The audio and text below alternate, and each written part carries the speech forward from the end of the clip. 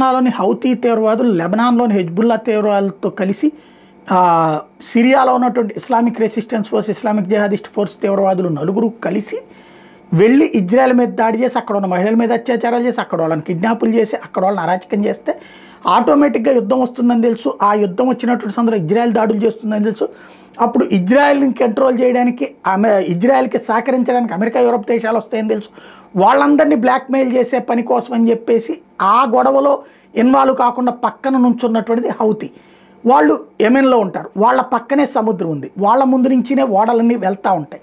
టోటల్గా ప్రపంచాన్ని గుప్పెట పట్టడం కోసమని అక్కడికి వెళ్తున్నటువంటి ఓడల మీద దాడులు చేస్తూ ముందు ఏదైతే సైనిక ఓడల మీద దాడులు చేసి ఆ తర్వాత కాలంలో శత్రు ఓడలు ఉంటుంది ఇజ్రాయెల్ మిత్రులదా అని బిగిన్ చేసి ఆ తర్వాత యూరప్ ఓడల్ని వాణిజ్య నౌకల మీద కూడా దాడులు చేసినటువంటి హౌతీ తీవ్రవాదులు అది ఇంకా కొనసాగిస్తూ బ్లాక్మెయిల్ చేస్తున్నటువంటి సందర్భంలో అమెరికా ఇప్పుడు వాళ్ళని వేటాడి దాడులు చేస్తుంది.